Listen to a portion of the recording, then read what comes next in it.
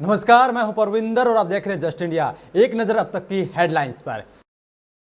Headlines के प्रायोजक हैं आरोग्य मास्क लगाएं, कोरोना से सुरक्षित रहें। Oscar super speciality hospital and trauma centre, रंश किया showroom in Rohtak and Bahadurgarh. Showroom पर आइए, टेस्ट ड्राइव ले और गाड़ी बुक कराइए। हरियाणा में कोरोना का कहर जारी। 24 घंटे में 1161 नए मामले, 12 लोगों ने तोड़ा दम।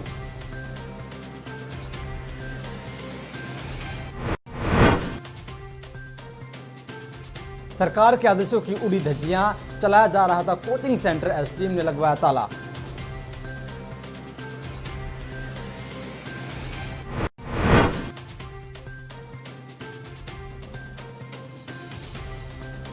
महिला के साथ होमगार्ड के आईजी ने की बदतमीजी, आरोपी को किया गया गिरफ्तार। बदतमीजी का वीडियो हुआ वायरल।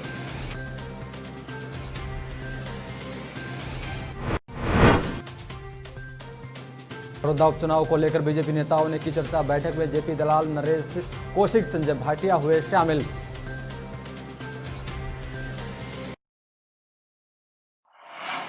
चलिए अब रुक करते हैं खबरों का। हरियाणा में कोरोना ग्रस्त मरीजों की संख्या लगातार बढ़ती जा रही है। कुछ दिनों में रिकवरी से ज़्यादा मरीज संक्रमण के मामले सामने आए हैं। 24 घंटों में 1161 कोरोना के नए केस सामने आए हैं और 600 मरीज ठीक हुए हैं। 12 और मरीजों ने कोरोना से दम तोड़ दिया है। सोनीपत, पानीपत, पंचकुला, झज्जर, रोहतक, सिरसा व जींद में एक, यमुनानगर में 3 और कुरुक्षेत्र में 2 मरीजों ने दम तोड़ दिया है। प्रदेश में अब तक कुल पॉजिटिव मरीजों की संख्या 53,290 हो गई है। 217 मरीजों की हालत अभी भी बहुत नाजुक बनी हुई है। संक्रमण से रिकवरी की दर घटकर 82.59% पहुँच गई है, जबकि संक्रमण की दर 5.68% है। 6,281 संदिग्ध मरीजों की सैंपल रिपोर्ट आने का इंतजार है। 69,562 मरीजों को स्वास्थ्य महकमे ने मेडिकल सर्विलांस के दायरे में रखा हुआ है। प्रदेश में अभी भी 8,680 मरीज सक्रिय हैं, जबकि 44,013 मरीज ठीक होकर अपने घर लौट चुके हैं। फरीदाबाद में 97, गुरुग्राम में 102, सोनीपत में 48, रेवाड़ी में 62, अम्बाला में 90, रोहतक में 39, पानीपत में 78, करनाल में 91, हिसार में 43, पलवल में 18, पंचकुला में 66, महेंद्रगढ़ में 22, झज्जर में 13, भिवानी में 31, कुरुक्षेत्र में 51, नुहू में 4, सिरसा में 33, यमुनानगर में 157, फतेहाबाद में 32, कैथल में 55 व जींद में 19 नए मरीज सामने आए हैं।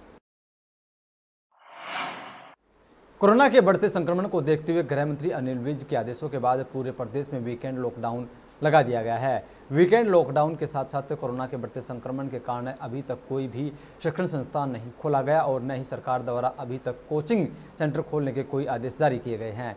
सभी नियमों को ताक पर रखकर कोचिंग सेंटर चलाया जा रहा था। जब प्रशासनिक टीम पहुंची और टीम ने कोचिंग सेंटर का शटर खुलवाया तो एक के बाद एक कई स्टूडेंट निकले, जिसे देखकर प्रशासन की टीम भी हैरान रह गई। वहीं प्रशासनिक टीम ने जब पूछा कि बिना परमिशन के कोचिंग सेंटर कैसे खुला है, तो इसका जवाब सेंटर वाले नहीं दे पाए।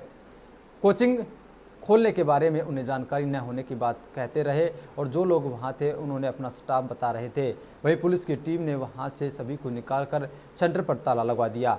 मौके पर एसडीएम दर्शनाथ सिंह बिश्नोई ने बताया कि उन्हें सूचना मिली थी कि यहां कोई कोचिंग सेंटर खुला है। सूचना मिलते ही पुलिस की टीम के साथ पहुंचे तो देखा कि शटर बंद था और अंदर कोचिंग सेंटर खुला था, जो कि सरासर गलत है। सरकार द्वारा कोई भी परमिशन नहीं दी गई है। अभी तक कोई ऐसे आदेश नहीं है कि कोचिंग सेंटर खोले जाएं।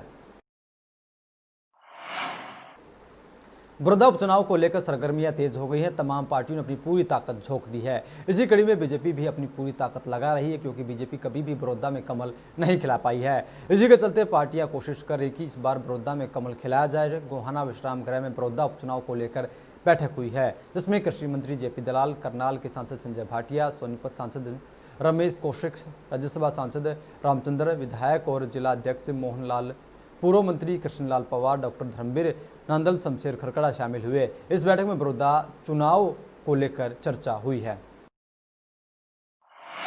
जींद के कैथल रोड स्थित भाजपा जिला कार्यालय में जिला अध्यक्ष के पदभार ग्रहण समारोह में भाजपा के सैकड़ों कार्यकर्ता मौजूद रहे। भाजपा कार्यालय में पदभार ग्रहण समारोह में पहले हवन करवाया गया, जिसमें नवनियुक्त जिला अध्यक्ष राजकुमार और सोनीपत के सांसद रमेश कौशिक ने हवन कुंड में आहुति डाली। इस मौके पर सोनीपत के सांसद रमेश कौशिक ने पत्रकारों से बातचीत करते हुए कहा कि शीर्ष नेताओं ने कर्मठ कार्यकर्ता राजकुमार राजू मोर को उनके द्वारा पार्टी के लिए किए गए अनेक उल्लेखनीय कार्यों को देखकर जिलाध्यक्ष की जिम्मेदारी सौंपी है और उन्हें पूर्ण विश्वास है कि नवनियुक्त जिलाध्यक्ष पार्टी संगठन की मजबूती के लिए कार्य करेंगे। उन्होंने कहा कि बड़ौदा उपचुनाव के चलते पार्टी के सभी कार्यकर्ता बड़ौदा हल्के में जी जान से जुटे हुए हैं और बड़ौदा का उपचुनाव भाजपा जीतकर कमल का फूल वहां पर खिलाएगी। वहीं नवनियुक्त जिलाध्यक्ष राजकुमार राजू मोर ने कहा कि वे सभी कार्यकर्ताओं को साथ लेकर पार्टी को संगठित करने की दिशा में कार्य करेंगे और बड़ौदा उपचुनाव में जींद जिले की भागीदारी होगी और पहली बार बड़ौदा हल्के में भाजपा अपनी जीत का परचम लहराएगी। ऐसा है, मोर साहब हमारे बहुत पुराने पार्टी के साथी हैं और आज इनको जिले की जो जिम्मेवारी दी गई है ये उसको पूरी लगन और मेहनत से निभाएंगे और पार्टी को मजबूत करने में इनका बड़ा भारी योगदान आने वाले समय में हमें मिलेगा और पार्टी ने बहुत सोच समझ के इनको जिलाध्यक्ष बनाया गया है। तो इसलिए आने वाला समय भारतीय जनता पार्टी का ही है और उसमें इनका योगदान अहम रहेगा। सभी कार्यकर्ताओं से निवेदन, सभी भाइयों से निवेदन, आगे बढ़ें, पार्टी को आगे बढ़ाएं और सबसे पहले हमारी जो अभी एक चुनौती है बड़ौदा उपचुनाव उसको जीतना है। सभी कार्यकर्ताओं से प्रार्थना के मिलजुल के उस पर काम करें, संगठन को मजबूत करेंगे, बूथ स्तर पर हर टीम को खड़ी करेंगे। पूरी टीम जो बूथ की होती है, हमारी रचना है जो हमारी संगठन की, उसको पूरी एक्टिव करेंगे जिला स्तर से लेकर बूथ स्तर तक और पूरी टीम को हम एक्टिव कर देंगे। कुरुक्षेत्र के सैनी समाज भवन में नवनियुक्त भाजपा जिला अध्यक्ष राजकुमार सैनी का स्वागत किया गया। राजकुमार सैनी स्वागत से गदगद होकर बोले कि आज वो समाज के ऋणी हो गए हैं। उन्होंने कहा कि यदि समाज उनके साथ है तो उनका भी दायित्व बनता है कि वह समाज के कृतज्ञ रहें। उन्हें अपना कार्य करने और बुलंदियां छूने में कोई बाधा नहीं आएगी। वहीं इस अवसर पर पूर्व विधायक डॉक्टर पवन सैनी बोले कि भाजपा समाज के सभी वर्गों को साथ लेकर चलती है। उन्होंने कहा कि भाजपा किसी वर्ग या बिरादरी विशेष की पार्टी नहीं है। भाजपा में सभी 36 बिरादरियों के लोगों का सम्मान होता है। वह मुख्यमंत्री मनोहर लाल और भाजपा प्रदेशाध्यक्ष ओपी धनखड़ के आभारी हैं कि उन्होंने सैनी समाज के एक साथी को यह दायित्व सौंपा है। उन्होंने कहा कि यदि समाज का साथ मिल जाए तो सोने पर सुहागा हो जाता है।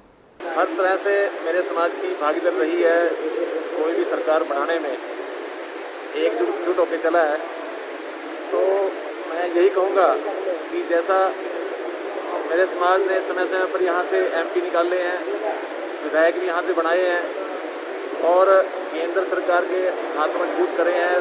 हमारे जो प्रधानमंत्री हैं नरेंद्र मोदी जी, उनको भी मजबूत किया है आज देश के अंदर। भारतीय जनता पार्टी ये समाज के सभी वर्गों को साथ लेकर के चलती है। 36 बिरादरी का सम्मान अगर किसी पार्टी में है तो भारतीय जनता पार्टी, अगड़ों का, पिछड़ों का, इसमें इस पार्टी में सभी जो है ना वर्गों से लोग आते हैं। और मैं कह सकता हूँ उम्र धनखड़ जी का, माननीय मुख्यमंत्री मनोहर लाल जी का, संगठन के नेतृत्व का, और मैं बहुत बहुत आभारी हूँ क्योंकि राजनीतिक क्षेत्र के अंदर भी आदमी चुनकर भी सभी समाज के लोगों को साथ लेकर के चलता तब आगे चुना जाता है।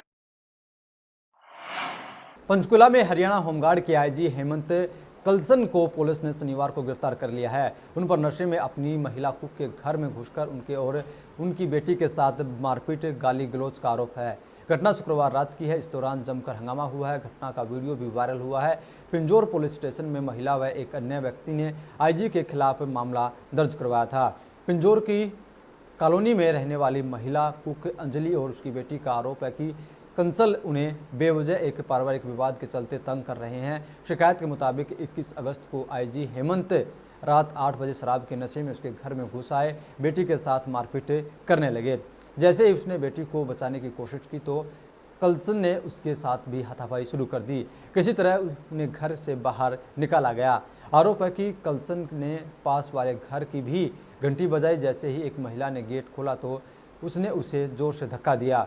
महिला जोर से चिल्लाई। इससे उसका पति भी बाहर आया तो उसने इसके साथ आईजी ने मारपीट शुरू कर दी। इस दौरान मोहल्ले के लोग इकट्ठा हो गए। लोगों ने आईजी की कार को घेर कर पुलिस बुला ली। पुलिस आईजी को जिप्सी में पिंजौर थाने ले गई।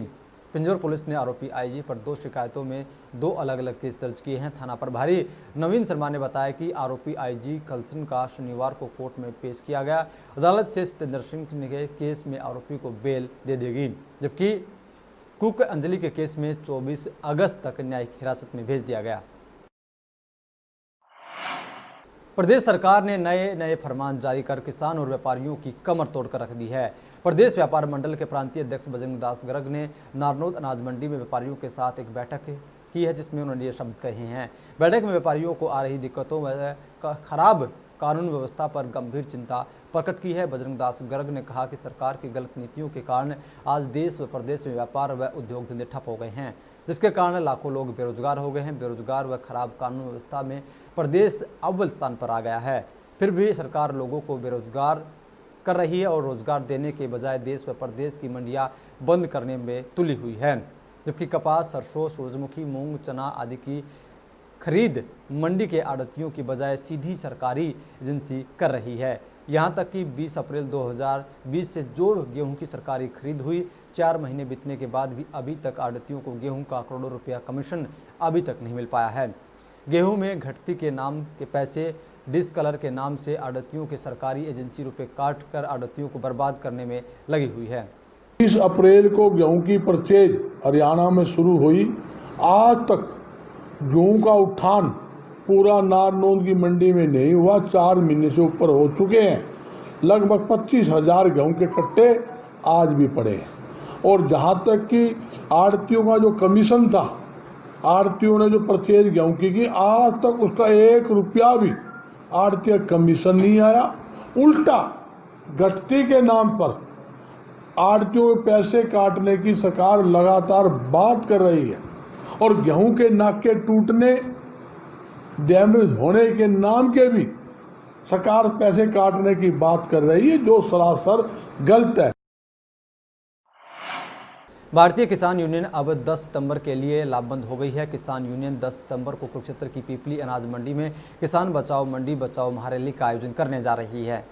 इस रैली में प्रदेश भर की दर्जनों किसान यूनियन इकट्ठा होकर आर पार की लड़ाई लड़ने के लिए रूपरेखा तैयार करेंगे।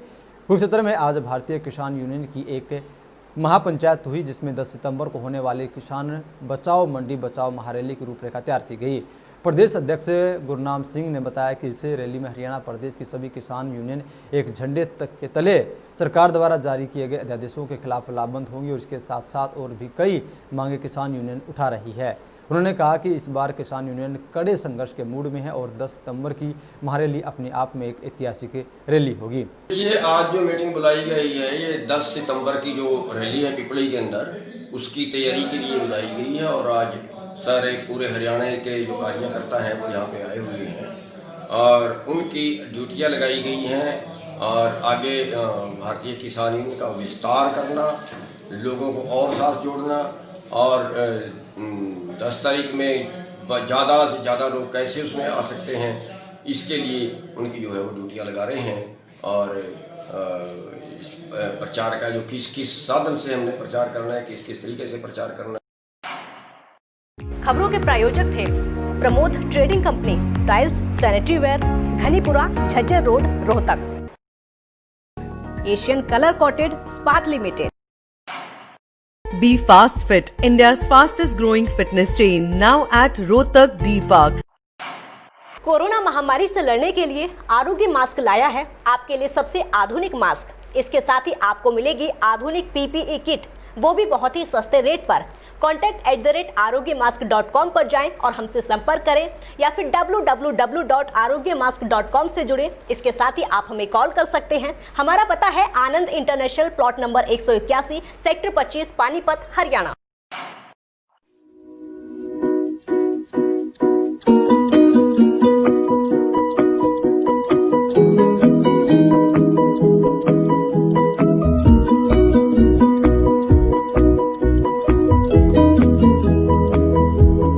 मेडिफिल इंटरनेशनल, 7 शीतल कॉम्प्लेक्स, सुभाष नगर, रोहतक।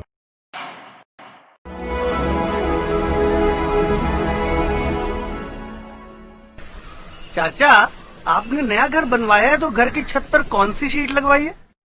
बेटा, मैंने अपने घर की छत पर एशियन शीट लगवाई है, क्योंकि वो कभी न मिटने वाले ओरिजिनल निशान की चादरें हैं। साथ में ISI का चिन्ह, 5 साल की वारंटी के साथ साथ पैसों का सही मूल्य देने वाली वही इकलौती शीट्स है। क्योंकि नाम नहीं, पहचान जरूरी है। फिलहाल इस बुलेटिन में इतना ही। देश और प्रदेश की तमाम बड़ी खबरों के लिए आप देखते रहिए जस्ट इंडिया। नमस्कार।